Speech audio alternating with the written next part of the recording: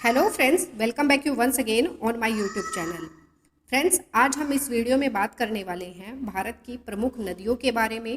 भारत की प्रमुख नदियां कौन कौन सी हैं, उनका ओरिजिन कहां से हुआ है और उनकी ट्रिब्यूटरीज कौन कौन सी हैं, इन सब के बारे में डिटेल में पढ़ेंगे। अगर आज की इस वीडियो को आप ध्यान से देखते हैं तो यकीन मानिए इस टॉपिक से एग्जाम में आपका कोई भी क्वेश्चन नहीं छूटेगा। काफ़ी इंपॉर्टेंट टॉपिक है, तो वीडियो में एंड तक ज़रूर बने रहिएगा। तो चलिए बिना किसी देरी के वीडियो शुरू करते हैं। रिवर्स ऑफ इंडिया यानी भारत की नदियाँ। देखिए, जो भारत है इसको कहा जाता है कंट्री ऑफ रिवर्स यानी कि नदियों का देश, क्योंकि यहाँ पर छोटी बड़ी कुल मिलाकर 2 से 3 हज़ार नदियाँ बहती हैं। लेकिन हमें इन सारी नदियों को नहीं पढ़ना है, हमें उन्हीं नदियों को पढ़ना है जो कि एग्जाम के पॉइंट ऑफ व्यू से इम्पोर्टेंट है।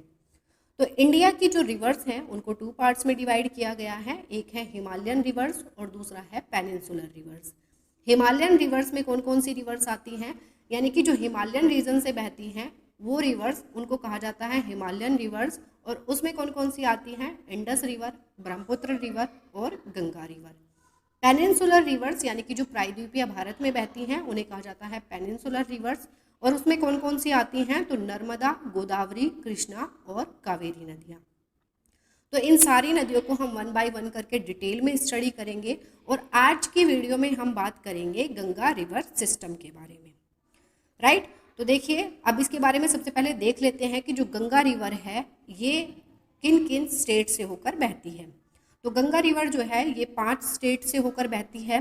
कौन कौन से, उत्तराखंड, उत्तर प्रदेश, बिहार, झारखंड और पश्चिम बंगाल। 5 राज्यों से होकर के बहती है, उत्तराखंड, उत्तर प्रदेश, बिहार, झारखंड और पश्चिम बंगाल। अब इसका ओरिजिन देख लेते हैं। तो देखिए, उत्तराखंड का एक डिस्ट्रिक्ट है उत्तरकाशी। उत्तरकाशी में एक ग्लेशियर है, कौन सा glacier, Gangotri glacier. Gangotri glacier से एक रिवर बहती है जिसका नाम है जानवी। जानवी रिवर बहती है और ये आती है गोमुख ग्लेशियर के पास और यहाँ से निकलती है गंगा नदी। अब देखिए, गंगा नदी जब गोमुख से निकलती है तो इसका गंगा नाम नहीं होता, इसका नाम होता है भगीरथी। तो याद रखेंगे, देखिए गंगोत्री ग्लेशियर से निकलती है जानवी रिवर जो कि आती है गोमुख के पास और यहाँ से निकलती है भागीरथी रिवर जो कि आगे जा करके इसका नाम क्या होता है, गंगा नदी। अब देखिए, गंगा यानी कि जो ये भागीरथी नदी है ये आगे बढ़ती है, यानी कि जब ये गोमुख से निकलती है या आगे बढ़ती है और ये आगे जाकर किससे मिलती है, तो ये मिलती है भिलांगना रिवर से। और भिलांगना रिवर के साथ जहाँ पर ये मिलती है वहाँ पर बना है टिहरी डैम। क्या बना है, टिहरी डैम। और इसी जगह को जाना जाता है गोविंद प्रयाग के नाम से। देखिए, गंगोत्री ग्लेशियर से निकलती है जानवी रिवर जो कि आती है गोमुख के पास और गोमुख से निकलती है गंगा नदी जिसका नाम होता है भागीरथी। और भागीरथी आगे चलकर किस नदी से मिलती है, भिलांगना नदी से मिलती है। और जहाँ पर भागीरथी नदी भिलांगना नदी के साथ मिलती है वहाँ पर बना है टिहरी डैम और इस जगह को जाना जाता है गोविंद प्रयाग के नाम से। इतनी बातें याद रहेंगी। अब इससे आगे चलते हैं। देखिए, जो ये हमारी भागीरथी नदी है ये आगे चलती है और आगे चलकर ये किससे मिलती है, ये मिलती है अलकनंदा रिवर से। अलकनंदा रिवर जो है ये निकलती है सतोपंथ ग्लेशियर से। और सतोपंथ ग्लेशियर से निकलने के बाद जो ये अलकनंदा रिवर है इसकी बहुत सारी ट्रिब्यूटरीज हैं, यानी कि बहुत सारी सहायक नदियाँ इससे आकर के मिलती हैं। और जहाँ पर भी इसके साथ इसकी सहायक नदियाँ आकर के मिलती हैं वहाँ पर यानी कि उस जगह को प्रयागों के नाम से जाना जाता है, या जैसे विष्णु प्रयाग, नंद प्रयाग, कर्ण प्रयाग। तो ये जो पंच प्रयाग हैं इस पर मैं एक सेपरेट वीडियो बना दूंगी, यानी कि इनको हम एक अलग वीडियो में पढ़ेंगे। तो अभी इतना याद रखिए कि सतोपंथ जो ग्लेशियर है उससे निकलती है अलकनंदा रिवर और अलकनंदा रिवर जो है देवप्रयाग में आकर के भागीरथी नदी से मिलती है। याद रखेंगे। देखिए, जो हमारी भागीरथी नदी थी वो पहले किससे मिली, भिलांगना नदी से, जहाँ पर बना हुआ है टिहरी डैम। और टिहरी डैम जहाँ पर बना हुआ है उसको जाना जाता है गोविंद प्रयाग के नाम से। जो हमारी भागीरथी नदी है वो आगे बढ़ती है और किससे मिलती है, तो अलकनंदा रिवर से मिलती है। और जहाँ पर ये मिलती है उसे जाना जाता है देव प्रयाग के नाम से। याद रहेगा। अब देखिए, जो हमारी भागीरथी नदी है पहले इसका नाम था भागीरथी बट जब ये किससे मिलती है, अलकनंदा रिवर से देवप्रयाग में मिलती है, तो इसका नाम हो जाता है गंगा। अब ये गंगा के नाम से जानी जाएगी।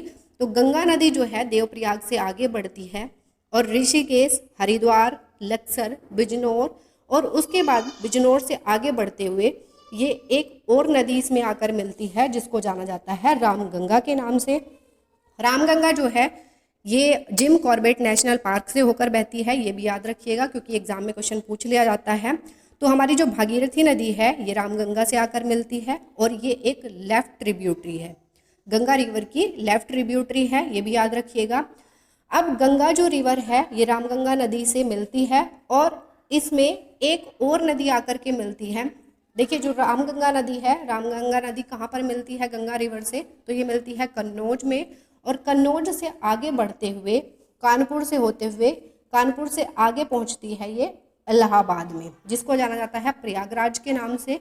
और इलाहाबाद में ये किससे मिलती है, यमुना से इसका मिलन होता है गंगा नदी का। और यहीं पर ऐसा माना जाता है कि एक और नदी इसमें आकर मिलती है जिसे जाना जाता है सरस्वती के नाम से। हालांकि सरस्वती दिखाई नहीं देती, ये एक विलुप्त नदी मानी जाती है, किंतु जो सरस्वती है इसका वेदों और पुराणों में इसका काफ़ी वर्णन मिलता है। तो इलाहाबाद में कौन कौन सी नदी मिलती हैं, यमुना, सरस्वती और गंगा नदी का मिलन होता है, इसीलिए इसको संगम के नाम से जाना जाता है। अब देखिए जो यमुना नदी है इसकी और भी ट्रिब्यूटरीज हैं, उसको हम सेपरेट वीडियो में पढ़ेंगे। ये जान लीजिए कि जो यमुना नदी है ये कहाँ से निकलती है, तो जो उत्तराखंड का उत्तरकाशी डिस्ट्रिक्ट है उसमें यमुनोत्री ग्लेशियर से निकलती है यमुना नदी, ये याद रखिएगा। अब देखिए इलाहाबाद में संगम हुआ 3 नदियों का, गंगा, यमुना और सरस्वती का। अब जो गंगा नदी है हमारी वो इलाहाबाद से होते हुए आगे बढ़ती है और इसमें और भी बहुत सारी नदियां आकर मिलती हैं, जिनमें से पहली है गोमती नदी। गोमती नदी जो है गंगा नदी से वाराणसी में मिलती है। फिर जो घाघरा नदी है, घाघरा नदी गंगा नदी में बिहार के बक्सर में मिलती है। और फिर गंडक और कोसी नदी यानी कि गंडक रिवर और कोसी रिवर पटना में मिलती हैं गंगा नदी से। फिर उसके बाद आती है कोसी रिवर। कोसी रिवर कहाँ पर मिलती है, तो ये कटिहार में मिलती है गंगा नदी से।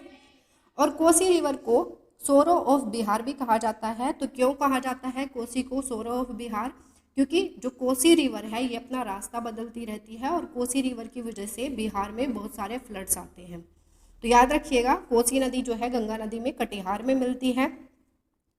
फिर ये इससे आगे बढ़ती है, जो गंगा रिवर है ये आगे बढ़ती है और ये पहुंच जाती है फरक्का यानी कि वेस्ट बंगाल में। अब ये पश्चिम बंगाल में पहुंच जाती है और फरक्का के बाद जो गंगा रिवर है ये डिस्ट्रीब्यूट हो जाती है 2 पार्ट्स में, यानी कि 2 धाराओं में बट जाती है। एक धारा जो है ये भारत में होकर बहती है, यानी कि जो पश्चिम बंगाल में से होकर बहती है उसे जाना जाता है हुगली के नाम से। और जो बांग्लादेश में एंटर कर जाती है उसे कहा जाता है पद्मा। तो याद रखिएगा जब तक ये उसमें बहती है, इंडिया में बहती है, तब तक उसका नाम गंगा, और जब ये वेस्ट बंगाल में एंटर करती है तब इसका नाम हो जाता है हुगली रिवर, और जब ये बांग्लादेश में एंटर कर जाती है तब इसका नाम होता है पद्मा। अब देखिए बांग्लादेश में पद्मा नदी ब्रह्मपुत्र नदी के साथ मिलती है और उसके बाद इसे जाना जाता है मेघना नदी के नाम से। भारत में हुगली नदी और बांग्लादेश में मेघना नदी वर्ल्ड फेमस सुंदरवन डेल्टा बनाते हुए बंगाल की खाड़ी में मिल जाती है। सो फ्रेंड्स ये था हमारा Ganga river system. Next video में हम कवर करेंगे इंडस रिवर सिस्टम को। आई होप ये वीडियो आपको पसंद आई होगी and if you like this video please like and subscribe. Thank you.